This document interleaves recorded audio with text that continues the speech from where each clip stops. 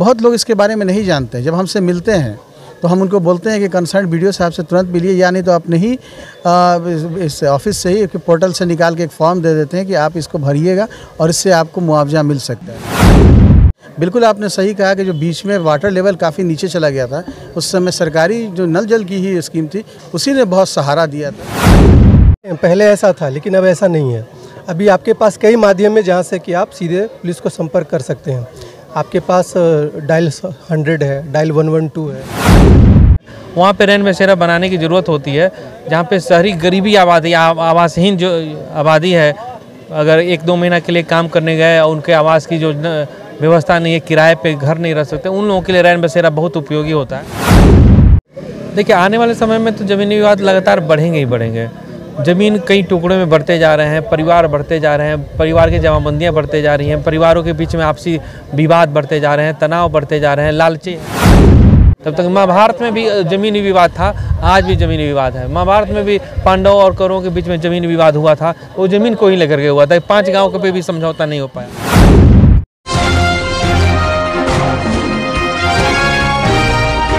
नमस्कार, मैं हूं ललन सिन्हा और आप देख रहे हैं न्यूज़ 0 किलोमीटर। कदमुआ पंचायत में जनसंवाद कार्यक्रम था और इसमें लगभग दर्जनों पदाधिकारी उपस्थित हैं और तमाम तरह के मुद्दों पर बात हुई। तमाम तरह की सरकार की महत्वाकांक्षी योजनाओं को लोग तक पहुंचाने की इसकी जो है जानकारी दी गई, मगर तरह तरह के भिन्न भिन्न समस्या भी थे जो लोग के, वो समस्या को भी दूर किया गया। सर, जनसंवाद कार्यक्रम से क्या लोगों में क्या इसकी ज़रूरत है, क्या संदेश आएगा? देखिए, बहुत सारी स्कीम है, आम जन को इसका पता नहीं होता है। जैसा मैंने शुरुआत में ही कहा था कि आयुष्मान योजना के बारे में, श्रम विभाग के कानून के बारे में बहुत लोग इसके बारे में नहीं जानते हैं। जब हमसे मिलते हैं तो हम उनको बोलते हैं कि कंसर्न बीडीओ साहब से तुरंत मिलिए, या नहीं तो अपने ही इस ऑफिस से ही पोर्टल से निकाल के एक फॉर्म दे देते हैं कि आप इसको भरिएगा और इससे आपको मुआवजा मिल सकता है। तो सरकार की ये पॉलिसी है कि जितनी भी स्कीम्स चल रही हैं, जितनी भी नीतियां हैं सरकार के, और सरकार का अप्रोच क्या है आम लोगों के, आम जनों के लिए, उसको लोगों को जमा करके, उनके संवाद करके उनसे इस बारे में समझाया जा सके, लोगों को शिक्षित बनाया जा सके कि कौन कौन से नियम उनके संदर्भ में काम आ सकते हैं। और आम जन को चाहिए कि जब भी कोई इस तरह की समस्या आती है, और आज जितने भी हम लोगों ने विषय उठाए हैं उन सब विषयों से संबंधित सारे पदाधिकारीगण हैं, उनको कहाँ जाना है, किससे मिलना है, किस स्तर पर काम करना है। तो एक तरह से आम लोगों को कि मैं एक जागरूकता का ये प्रयास है। हर विभाग के अधिकारियों की सैलरी बढ़ी, नेता मंत्री के सैलरी विधायक सब कुछ सर बढ़े, मगर अगर नहीं बढ़ा तो सर विधवा पेंशन, विकलांग पेंशन, बुजुर्ग पेंशन, सर इस पर क्या प्रतिक्रिया सर? इस सवाल तो आपका नहीं है, लेकिन फिर भी मेरी कोई प्रतिक्रिया नहीं हो सकती है। ये सरकार का नीतिगत फैसला है, इसके लिए न हम संबंध नहीं है इस बारे में कोई भी कमेंट करने के लिए। याद रखिए, हम इम्प्लीमेंटिंग एजेंसी हैं जो सरकार की पॉलिसी है उसको लागू करवाते हैं, क्रियान्वित करवाते हैं। ये सब फैसले सरकार स्तर पर लिए जाते हैं, इसमें हम कुछ नहीं कर सकते। सर, नल जल योजना सरकार की बहुत ही महत्वाकांक्षी योजना था, मगर ये दूरगामी सोच था सरकार का जो ये पंचायत में लागू हुआ।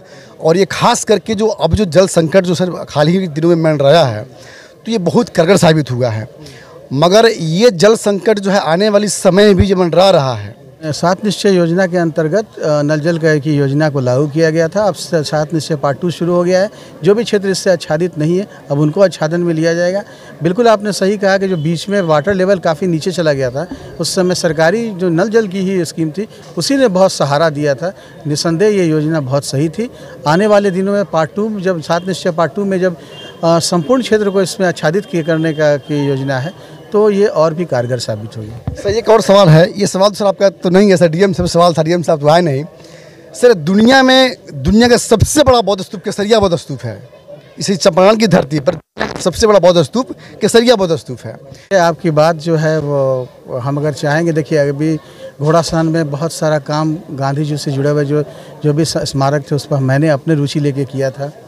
ये चूँकि मेरे जुरिस्डिक्शन से बाहर की चीज़ है, बेहतर होगा कि प्रबुद्ध नागरिक एक आवेदन हमको दें, हम इस संदर्भ में डीएम साहब को के माध्यम से आर्कोलॉजिकल सर्वे ऑफ इंडिया को हम भिजवाएंगे और भिजवाने का प्रयास करेंगे। लोगों को जो है मन में हिचकिचाहट होती है थाने पे जाने का या आप तक पहुंचने का कि डीएसपी साहब के पास जाएंगे, कैसे जाएंगे, कैसा बिहेव होगा, डर जो लगता है लोगों को मन में, ये डर कैसे दूर होगा लोगों का?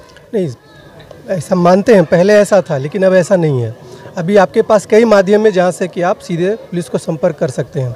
आपके पास डायल 100 है, डायल 112 है। इसके अलावा थाने का और डीएसपी साहब या एसपी साहब सभी का जो है, और इसके ये आपके पब्लिक फोरम में, पब्लिक प्लेटफॉर्म में उनका नंबर है। इसके अलावा जनता दरबार होता है। मेरा जो कार्यालय है वहाँ पर हमने बाहर लगा कर रखा है, किसी को भी मिलना हो 11 से 1 बजे दिन हर दिन हमको मिलना ही है, तो उसके लिए हम वहाँ अवेलेबल होते हैं। इसीलिए हिचकिचाहट की कोई आवश्यकता नहीं। मन डर खत्म हो रहे हैं। हाँ बिल्कुल ख़त्म हो रहे हैं, लोग आते हैं, हमसे मिलते हैं। सर, एसडीओ साहब की अध्यक्षता में जो है जनसंवाद कार्यक्रम हुआ, लोगों तक सरकार की महत्वाकांक्षी योजनाओं को पहुँचाने का प्रयास कर रहे हैं। अच्छा पहल है, मगर इसके सरकार के द्वारा भी भिन्न तरह के जो है प्रखंड में, पंचायत में बोर्ड भी लगाया गया है, होर्डिंग पैनल लगाया गया है कि लोग तक जो जानकारी मिले कि सरकार की जो योजना है। मगर सर, रैन बसेरा के माध्यम में सर कुछ बताइए कि रैन बसेरा क्या है सरकार की योजना, तो लोग तक जान। रैन बसेरा तो शहरी क्षेत्रों में वैसे गरीब लोग हैं जो आवासहीन लोग रहते हैं, रिक्शा चालक होते हैं। और रैन बसेरा एक्चुअली मैक्सिमम जो है इसकी उपयोगिता जो है शहरी क्षेत्रों में, पटना, मोतिहारी जैसे क्षेत्रों में है। वहाँ पे रैन बसेरा बनाने की ज़रूरत होती है, जहाँ पे शहरी गरीबी आबादी, आवासहीन जो आबादी है, अगर 1-2 महीना के लिए काम करने गए और उनके आवास की जो व्यवस्था नहीं है, किराए पे घर नहीं रह सकते, उन लोगों के लिए रैन बसेरा बहुत उपयोगी होता है। ग्रामीण क्षेत्रों में उस तरह का अभी उतनी उपयोगिता या आवश्यकता भी नहीं है, शहरी क्षेत्रों में इसकी ज़रूरत है। हमारा घोड़ासान अभी ग्रामीण जो है प्रखंड है। सर, आपके प्रखंड में सर जो है पहले के तुलना में और आज के तुलना में ज़मीनी विवाद कम हुआ है या बढ़ा है? देखिए, आने वाले समय में तो ज़मीनी विवाद लगातार बढ़ेंगे ही बढ़ेंगे। ज़मीन कई टुकड़ों में बढ़ते जा रहे हैं, परिवार बढ़ते जा रहे हैं, परिवार की जमाबंदियाँ बढ़ते जा रही हैं, परिवारों के बीच में आपसी विवाद बढ़ते जा रहे हैं, तनाव बढ़ते जा रहे हैं, लालची हैं। ये सारी चीज़ हैं कि हाँ भाई, हर आदमी जो है मैक्सिमम जो है चाहता है कि ज़्यादा पाएँ, कम दें। वो सारी चीज़ जो नियत जब तक चेंज नहीं होगा तब तक जो है ज़मीनी विवाद तो बढ़ेंगे ही बढ़ेंगे, अब बढ़ते ही जा रहे हैं। ये नियत में चेंज करने की ज़रूरत है कि हाँ, हम अपने हक हिस्से की लें और दूसरे के हक हिस्से को ढेला सामान समझ करके उसको छोड़ दें। ये नियत जब तक नहीं आएगा तब तक, महाभारत में भी ज़मीनी विवाद था, आज भी ज़मीनी विवाद है। महाभारत में भी पांडवों और कौरवों के बीच में ज़मीनी विवाद हुआ था, वो ज़मीन को ही लेकर के हुआ था। 5 गाँव पे भी समझौता नहीं हो पाया। तो सर, समाधान क्या हो सकता है इसका? समाधान ये है, जब तक जागरूकता आएगी, डॉक्यूमेंटेशन, पेपरों का डॉक्यूमेंटेशन प्रॉपर, आपकी ज़मीन का कागज़ ये है और आपकी ज़मीन का कागज़ ये है, डॉक्यूमेंटेशन अगर प्रॉपर हो तो कोई भी किसी भी तरह से वो उंगली नहीं उठा सकता है। वो जो डॉक्यूमेंटेशन नहीं होने के कारण जो मिसकन्फ्यूजन क्रिएट करके दूसरे की संपत्ति को हड़पने का लोग प्रयास करते हैं, जो लालची प्रकृति के, दमंग प्रकृति के हैं। प्रॉपर डॉक्यूमेंटेशन कराना सबसे बड़ी समाधान है। और जहाँ पे भी नॉर्वे, स्वीडन, जापान, वो सारी चीज़ जहाँ ह्यूमन हैप्पीनेस इंडेक्स ज़्यादा है, ज़मीनी विवाद बहुत ना के बराबर होते हैं। सब लोग अपने अपने अधिकारों और कर्तव्यों के से भली भांति अवगत हैं। अधिकार से ज़्यादा कर्तव्य के बढ़ते भी ऐसी है कि इसका संपत्ति इनका है, इसमें हमको ये कभी भी गलत नज़रिए से नहीं देखना है। तो सारी चीज़ प्रॉपर डॉक्यूमेंटेशन इसका मेन समाधान है, जागरूकता मेन समाधान है, कानूनों के प्रति सजग रहें। हाँ जी, रुकिए, जाने से पहले मेरे चैनल को लाइक करें, सब्सक्राइब करें और बेल आइकन जरूर दबाएं, ताकि कोई भी मेरा न्यूज़ सबसे पहले आप तक पहुंचता रहे। धन्यवाद।